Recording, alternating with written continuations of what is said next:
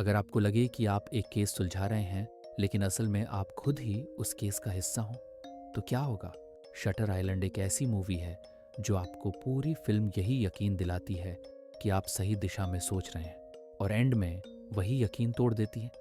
ये कहानी है सच, वहम और उस दर्द की जिससे इंसान भागने के लिए अपनी पूरी रियलिटी बदल लेता है। मूवी की शुरुआत होती है 1954 में, बॉस्टन हार्बर से। एडवर्ड और उसका पार्टनर चक एक जहाज में शटर आइलैंड की तरफ जा रहे होते हैं। उनका मिशन सिंपल है।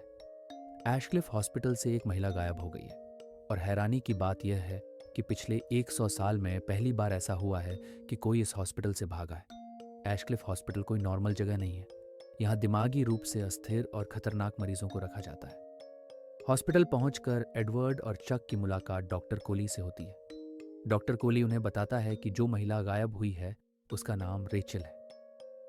रेचल का पति जंग में मारा गया था। उसके बाद वे मेंटली अनस्टेबल हो गई। लेकिन असली हादसा तब हुआ जब उसने अपने तीनों बच्चों को घर के पीछे बने तालाब में डुबो कर मार दिया। इसी वजह से रेचल को इस हॉस्पिटल में लाया गया था। डॉक्टर कोली यह भी बताता है कि रेचल को लगने लगा था कि हॉस्पिटल ही उसका घर है। वह यहाँ के कुछ लोगों को अपने मरे हुए बच्चे समझने लगी थी।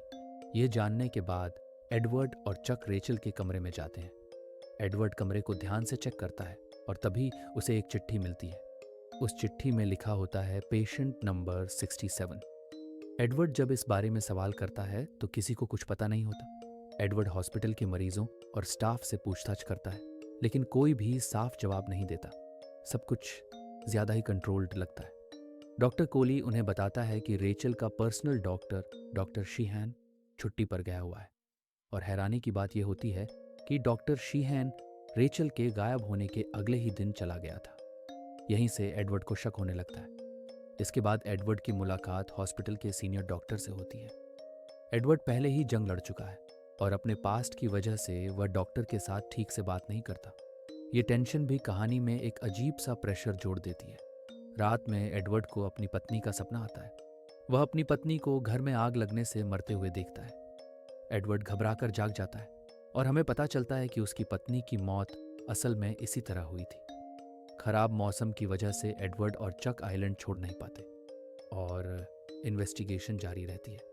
एडवर्ड रेचल के पास रहने वाली एक महिला से बात करता है। जब एडवर्ड उससे एंड्रू के बारे में पूछता है तो वह महिला मना कर देती है, लेकिन जाते समय एडवर्ड की डायरी में एक शब्द लिख जाती है, रन, भागो। एडवर्ड इसे इग्नोर कर देता है।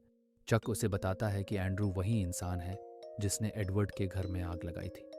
पुलिस के मुताबिक एंड्रू को लगता था कि कोई आत्मा उससे ये सब करवा रही है, इसीलिए उसे पागल समझकर इस हॉस्पिटल में रखा गया था।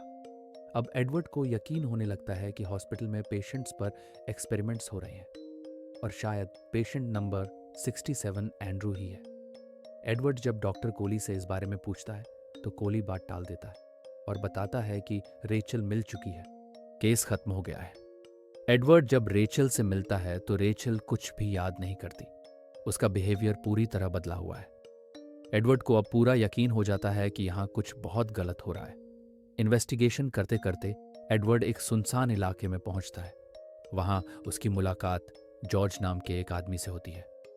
जॉर्ज बताता है कि उस पर एक्सपेरिमेंट्स हुए हैं और अब उसे लास्ट एक्सपेरिमेंट के लिए लाइट हाउस ले जाया जाएगा, जहां उसकी याददाश्त मिटा दी जाएगी। एडवर्ड अब चक को लेकर लाइट हाउस की तरफ जाता है, लेकिन रास्ते में चक गायब हो जाता है। एडवर्ड नीचे समुद्र की तरफ देखता है और उसे लगता है कि चक गिरकर मर चुका है। एडवर्ड टूट जाता है। आगे बढ़ते हुए एडवर्ड को एक गुफा मिलती है। वहां उसे एक महिला मिलती है जो खुद को असली रेचल बताती है। वह कहती है कि हॉस्पिटल वाली रेचल नकली है। उसके मुताबिक हॉस्पिटल में मेमोरी इरेज एक्सपेरिमेंट्स होते हैं। एडवर्ड उसे यकीन दिलाता है कि वह सब ठीक कर देगा। एडवर्ड जब लाइट हाउस पहुंचता है तो वहां डॉक्टर कोली उसका इंतजार कर रहा होता है और यहीं पर सारी कहानी पलट जाती है। डॉक्टर कोली एडवर्ड को बताता है कि उसका असली नाम एडवर्ड नहीं, एंड्रू है। रेचल उसकी पत्नी थी जिसका नाम डोलोरेस था, और पेशेंट नंबर 67 कोई और नहीं बल्कि एंड्रू खुद है। एंड्रू की पत्नी मेंटली इल थी। उसने अपने तीनों बच्चों को मार दिया। एंड्रू ने गुस्से में अपनी पत्नी को गोली मार दी और इसी ट्रॉमा ने उसका दिमाग तोड़ दिया। पूरी इन्वेस्टिगेशन एक थेरेपी थी। एंड्रू को सच दिखाने की आखिरी कोशिश। चक असल में डॉक्टर शियन था। गनशॉट्स, केव, रेचल, सब एंड्रू का वहम था। धीरे धीरे एंड्रू को सब याद आने लगता है। डॉक्टर कोली खुश होता है, लेकिन अगले दिन एंड्रू फिर से टेडी बन जाता है। वह चक को पहचानता है और आइलैंड से भागने की बात करता है। डॉक्टर शीहन समझ जाती है कि एंड्रू ने जानबूझकर फिर से वहम चुन लिया है। लोबोटमी का फैसला होता है और जाते जाते एंड्रू एक लाइन बोलता है, is it better to live as a monster और die as a good man. Shutter Island का सवाल ये नहीं है कि एंड्रू पागल था या नहीं। सवाल ये है कि अगर सच इतना दर्दनाक हो कि उसके साथ जीना नामुमकिन हो जाए, तो क्या वहम चुनना गलत है? अगर आपको ऐसी मूवीज़ पसंद हैं जो दिमाग के साथ खेलती हैं और सिंपल तरीके से समझाई जाएं, तो स्क्रीन वर्स एक्सप्लेन्ड को सब्सक्राइब करें और कमेंट में बताइए, एंड्रू का फैसला सही था या गलत?